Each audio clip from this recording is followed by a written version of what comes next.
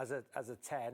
I think that's his best position personally. You know, Owen might disagree, but I think, you know, in those tight areas as a 10, that's where I think he's at his best. So again, I think he's solving the problems 3 in a row, as Lucy said in commentary, and his positivity for Manchester United. It was a good second half. Yeah, it was. Mainu involved in both of the goals, Owen. What did you like about his performance tonight? Yeah, and think because Eriksen and Bruno were playing a bit deeper, it allowed Kobe to release and get further forward. And I said at half-time, just play the ball in there, just put it in. You know, Kobe does a brilliant job of putting it into an area, and Dalot gets a tap in. You know, obviously you need players to be in the back post. Dalot does brilliantly. Kobe releases it. How about this for Garnacho? Well, he was brilliant when he come on, and Kobe he learned from the first one and just passed it into the goal. But again, look at where Garnacho is. He's on the left-hand side running towards the goal, and he's got pace. I think pace is the leveller. Ahmad's pace, Garnacho's pace. I think when they're running at teams, they're a threat. And I think Kobe is that 10. You know, I don't think he's a 6 in this Manchester United team. And the argument is he a 10? Is he creative enough to be a 10? Is he defensively minded enough to be a 6? I think he has to play in a 3. Obviously, Manchester United don't play that. You know, he's probably an 8. But he almost played in a 3 today, didn't he? Yeah, he did, because Garnacho kept going out to that left-hand side. I think Kobe Mainu, for me, is a 10 in that team. But listen, he can play as a 6, of course he can. I think in tighter areas, he's really good. And you've seen the run in the first half when he had the volley. He had the chance over the bar. He's created a goal. He scored a goal. So I thought Kobe Mainu was brilliant tonight. Just looking at the table that's on screen, guys, confirmation there. Manchester United finishing in 3rd place. Tottenham just below them. They won tonight. So did Rangers as well. And that means that they're actually finishing in the automatic qualification spots as well. So all the British sides involved in the final night of the Europa League phase this evening, all winning and all going through in one of those automatic spots. That's pretty good, isn't it? Really, I mean, amazing for Rangers. To be fair, that's going to be a tough place to, you know, for a knockout game. And I think for United, they did the job. You know, they need to look. They can win this competition. Tottenham can do the same as well. So could completely change their season, get them into the Champions League. That's what we were saying earlier, wasn't it, Robbie? This has to be a priority for United now. Yeah, it is, and they've got those 2 free weeks now where Ruben Amorim can work on the training ground. Listen, it's a real positive result for Manchester United and for Spurs. You know, Spurs with the youngsters scoring tonight as well. So seeing Big Ange smile tonight was nice as well. So again, it's a good night for British clubs.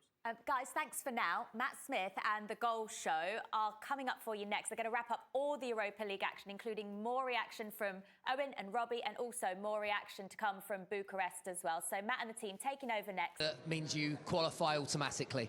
I think we control very well the game. We had more possession. Of course, we have to understand the opponent. He's not, with all due respect, he's not the same level as Premier League. So we have more time to think, to connect the plays, and I think Kobe in that position played very well, with more freedom, with not so much responsibility running back all the time. And I think the lads did a good job, clean sheet again, create some chances. We have to score more goals because today we had the opportunities, but in the end we made some rotation. We took 2 games from the schedule. It was a good day for us. The only thing you didn't mention, Ruben, is the key and decisive substitutions at half-time. Did they change the game? No, not entirely the game, but again, I already spoke about that. In the first half, they run a lot to cover all the spaces, and then you feel it that in the second half, the opponent also get tired, and it's easy for the guys that come in. But of course, Garner has a different pace. In this more like a forward, a winger is different from Chris that was playing in that position. Ahmad is really good on 1-against-1 and can push players to defend with them, open more space. So was a good work from everybody. Yeah. Did the goals represent a sort of style of football that you're looking to introduce at Man United?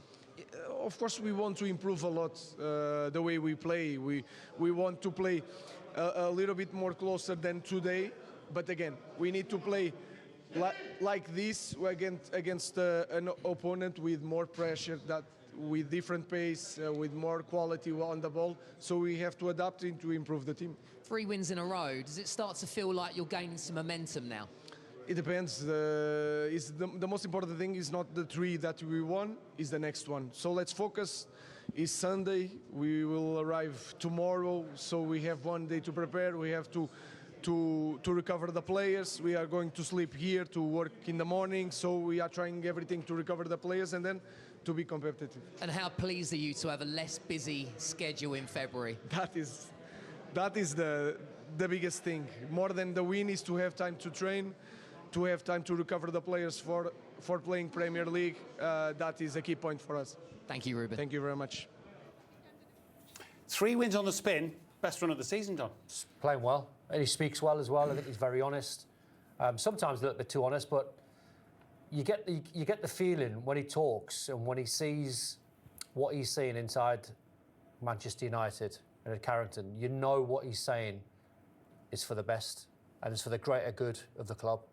And they started the campaign quite trickily, didn't they? They drew the first 3 games. Looked a little bit of a shambles at times, but they won the last 5. They need to come out of that in terms of the Premier League. The Premier League form is still not amazing. So they got a good 1-0 win against Fulham that you probably will never want to watch again, but they got the clean sheet and 3 points. But they have to now try and kick on because sitting in the bottom half of the table, them and Tottenham should never, ever be there. Well, no. And really, given that league position that they're both in, isn't this all the more of a priority? Isn't this their chance? Yeah, I mean, I always think English clubs should be winning this competition by dint of the fact that the Premier League is so wealthier than the other leagues that when we talk about Europe's top 5 leagues, we need to stop doing that because the Premier League is out on its own. And you know, I think with particularly with United, the amount of investment that has gone into United, the fact that they're all of a sudden in the last couple of years having to think about PSR when we always used to just think, United, richest club in the world in terms of revenue, commercial, and they've spent it, and got nowhere with it. But nevertheless, they should still be the favourite for this competition. You know, I think it's a failure if they don't win this competition. It sounds crazy to say that at this early stage, but you know, Jose went and won this competition. When I he wouldn't was fancy charged them with with a full-strength Tottenham side. No. I wouldn't trust Man United with a full-strength Tottenham Okay, side. Spurs, who they can't meet, actually, the way the draw has worked out, they can't meet till the final now. I wouldn't. I think Spurs. I think fully fit Spurs got more about them. Yeah. With Spurs, with everybody fit and firing. Yeah. A little bit more than Man United. I think so. Okay. Yeah. I mean, They proved that at Old Trafford. the fact is, you say Spurs all fit and firing. I mean, the team that's beaten the pre-season Elfsborg side tonight, Spurs, is the Tottenham elite development team, isn't it? Yeah. You know, with those kids. Yeah. So, you know, who's going to be left in May? I just think when I look at it, if you're gauging it on which club do you think needs the more drastic surgery in terms of players in, players out, it's Man United. Spurs are not a million miles away. Once everyone's fit, they're not a million miles away. Joe? So, yeah, you bang on. Spurs and Manchester United, anything less than getting to the final of this tournament with the teams left, I don't think is good enough. I think Tottenham will come back and I think it's been a great finish to the season for them. I think what we could do, and you're right, the Premier League is streets ahead in terms of how strong it is compared to the other leagues. When we get to the knockout stages, I remember playing in France, and when you played in Europe in France, they moved your fixtures around to try and help their teams. Yeah. I think that would help benefit, because say Manchester United, they play on a Thursday night, they might have to go to Brighton on Sunday at 12. Do you know what I mean? Or to Brentford, and it is all these other Galatasaray, Besiktas, they're going to somewhere in Turkey where they can play at 75% and win. And as the months and months, don't they? the Dutch do it well. And as the months accumulate, the intensity of our league actually can be detrimental in the backstage. So clearly now we're looking at it at the turn of the year. Manchester United and Tottenham are the best teams left in this competition, in my opinion. You can argue maybe the Turkish sides might have a say. You know, Galatasaray. Galatasaray, one of Man United's possible opponents as well as Tottenham's. You know, beat them last year in on the Champions paper, on paper, you might say that, but I think, you know, Chelsea certainly have to get to the Conference League final and win that. And I think the 2 other British clubs, you know, with a little bit of help domestically around like this fixturing and scheduling, because we want our teams at the back end of this. You know, we know we're the strongest league because we've got the most money and we drive that side of it. But it's so intense. We could have helped ourselves to help Manchester United, help Tottenham get to the back end, and it will eventually all come back and help our league. Thing is, I mean, as well. my argument there would be, it's like economic. You know, in that Premier League teams are so rich that they can have the squad depth. Yeah. That the teams that maybe their leagues help with their fixtures, they don't have that squad depth. Yeah. You look at that bench that United have got tonight: Onana, 50 million; Lindelof, how much? Harry Maguire, most expensive centre back of all time. Yeah. You know, Zirkzee, okay, 45 million. That was a buyout clause. Diallo, teenager, 17, 35 million they spent when we was at Atlanta. Casemiro, highest paid player probably in the Premier League, on the bench for United tonight. Yeah. They, on that basis alone, they should be winning this competition. Yeah. And yet they lent on. Money doesn't make you smart. No, it doesn't. Nor does it rest your You legs. say that when you're in for a new contract. Yeah. True. And yet the man off the bench tonight, Kobbie Mainoo, scored and made one. Let's hear from him post-match with Jeff Brazier. Kobbie, what are your thoughts on a winning performance? Yeah, I mean, definitely tough game as we expected. You know, tough place to come. The atmosphere was really good, and yes, right now it's just important to keep on winning. You know, more and more wins, and in this tournament we want to go as far as possible. So yeah, this is how it starts. We saw you in a more advanced role today. The manager said he was certainly very happy with your performance. How was it for you? Yeah, I enjoyed it. I mean, I'm just happy to be on the pitch for Manchester United, but yeah, wherever the manager needs me to play. Today it was higher up, and yeah, it turned out well, and I enjoyed it. Talk us through your finish. You must be pleased with that. Yeah, I'm more annoyed that I missed the one in the first half, but you know, managed to get the one in the second, but I would have been happy with two. And is it a relief to not have to play those 2 extra games in February? Yeah, definitely. I mean, there's a lot of games at the moment, and there has been over December and January, so anywhere we can get rest is important. So yeah.